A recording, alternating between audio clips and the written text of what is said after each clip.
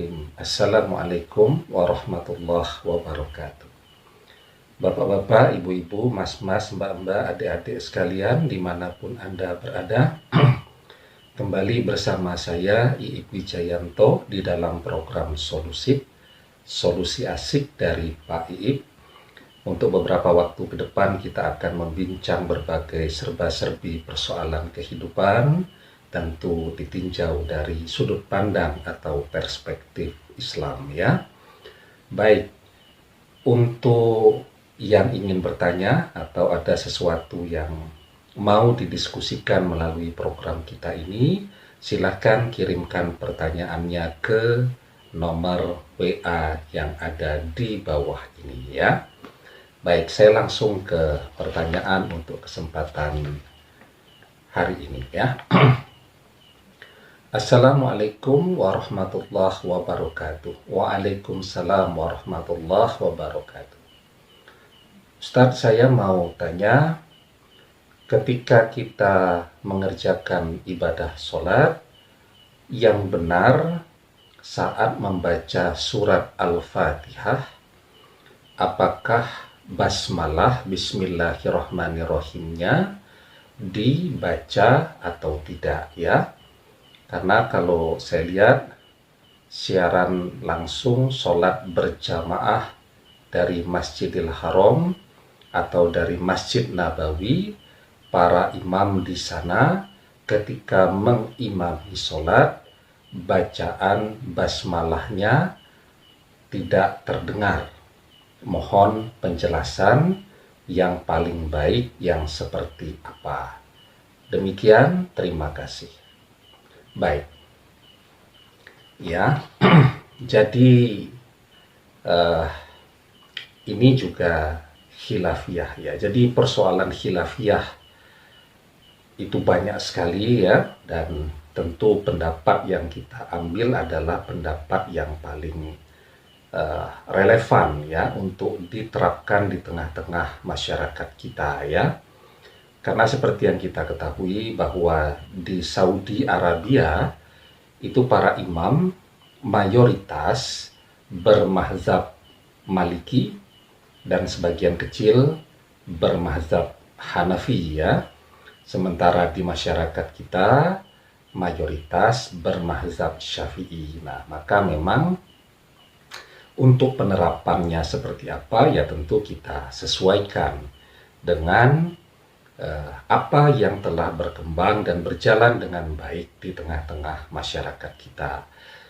Jadi ketika kita mengerjakan ibadah sendirian, tentu tidak ada persoalan kita menjalankannya sesuai dengan apa yang kita ketahui, apa yang kita yakini ya. Tetapi pada saat kita sedang berada di luar, berinteraksi dengan orang lain ya, nah maka disitulah kita butuh beradaptasi dan menyesuaikan diri dengan kebiasaan yang sudah terbangun ya. Baik, tapi sebelum saya lanjutkan, saya ingatkan yang belum subscribe, jangan lupa untuk pencet tombol subscribe-nya dan nyalakan lonceng notifikasi agar Anda mendapatkan pemberitahuan video-video terbaru dari saya ya. Baik, saya lanjutkan.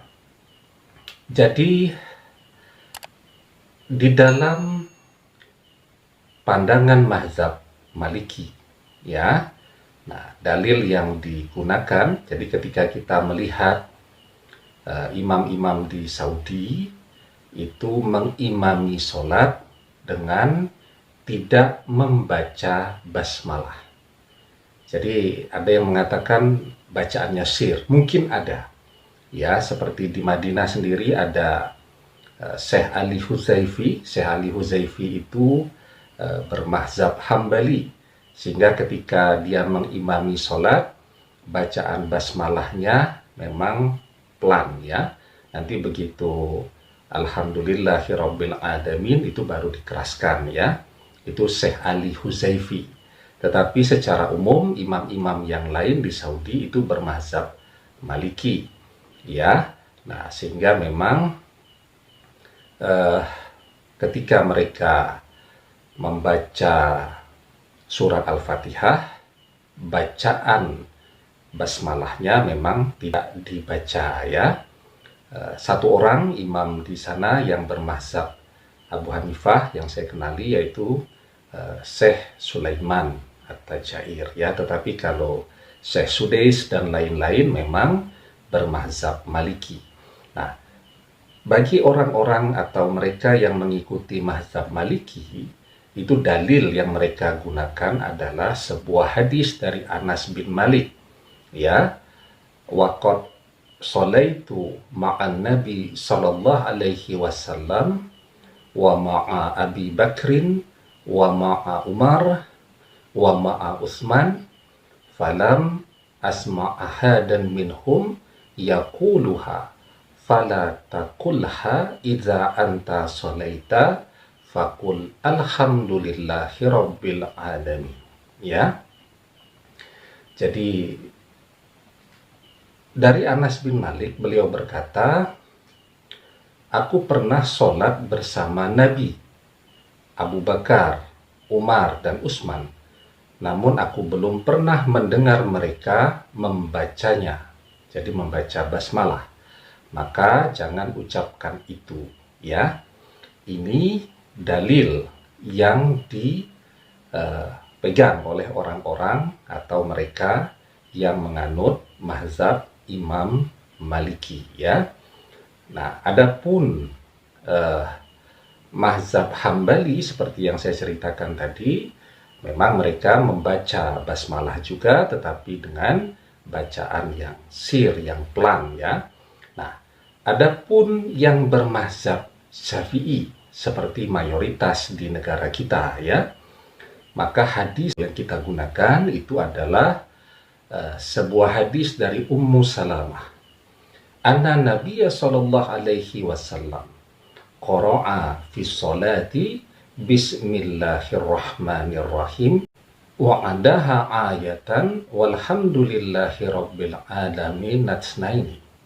Ya, sesungguhnya Nabi membaca bismillahirrahmanirrahim dan menganggapnya sebagai satu ayat, dan alhamdulillahi rabbil alamin sebagai yang kedua ya. Nah, maka saya katakan tadi ya, kita dulu ketika saya masih kecil ya, masih ngaji begitu, ke kiai-kiai saya, ke ustadz-ustadz saya, selalu diajarkan sebuah kebijaksanaan. Dimanapun bumi kita pijak, maka di sanalah langit kita junjung ya. Artinya ya, kita menghargai sebuah kebiasaan yang sudah berjalan ya dengan baik, dan itu pun ada dasar pijakan dalilnya. Itu disebut sebagai urf ya. Jadi urf itu adalah kebiasaan yang sudah berjalan di tengah-tengah masyarakat, dan mereka merasa baik-baik saja dengan kebiasaan itu, ya tidak usah diobok-obok ya. Nah, kaidah dari urf sendiri adalah wal urf ma'mulum bihi. Jadi urf itu adalah kebiasaan setempat dan itu boleh dipergunakan ya. Jadi kaidahnya adalah wal urf ma'mulum bihi ya. Nah, ada atsar dari Abdullah bin Mas'ud. Jadi beliau berkata, ma ra'ahul muslimuna hasanan fahuwa indallahi hasan. Segala hal yang dianggap oleh kaum muslimin sebagai sesuatu yang baik, maka menurut Allah itu adalah baik pula ya. Nah, jadi kalau kemudian ditanya ke saya, ya saya berhadapan dengan audiens dakwah yang macam-macam ya. Jadi ada masjid-masjid yang memang dari cara berpakaiannya sudah khas sekali ya, pakai gamis, celananya ghairu isbal itu ya, di atas mata kaki dan seterusnya lah, identifikasinya kan jelas. Ya, saya menyesuaikan diri saja ketika saya mengimami sholat di tengah-tengah komunitas masyarakat yang demikian. Maka saya akan menggunakan kaidah yang digunakan oleh orang-orang Maliki, tidak talafuz basmalah ya. Tetapi ketika saya datang ke masyarakat awam yang bercampur sekali ya, yang sangat heterogen begitu, sangat majmu, ya saya talafuz basmalah ya. Karena di masyarakat yang demikian, mayoritas juga bermazhab Syafi'i, itu kalau sampai imam sholat, mengimami sholat, atau khotib sholat Jumat mengimami sholat, atau khotib sholat id mengimami sholat, tidak talafuz basmalah, maka mereka merasa sholatnya menjadi tidak sah begitu kan, merasa ragu-ragu, dan bahkan kemudian bisa menjadi guncingan ya, dibicarakan terus-menerus. Nah, maka kita mencari pendapat yang paling bijaksana ketika berhadapan di tengah-tengah masyarakat ya. Ketika saya ngajari anak-anak saya ngaji dulu ketika masih kecil-kecil, itu umur 3-4 tahun, 5 tahun ya. Jadi saya ingat betul, suatu ketika saya pulang dari umroh, saya ngimami sholat di rumah begitu. Saya tidak talafuz basmalah. Nah, besoknya anak saya berangkat ke sekolahan, ke TK-nya, disuruh oleh gurunya untuk membaca Al-Fatihah, dan dia membaca Al-Fatihah dari hamdalah, dari alhamdulillahirabbil alamin, dan gurunya kaget kan. Nah, sehingga saya belajar dari pengalaman itu.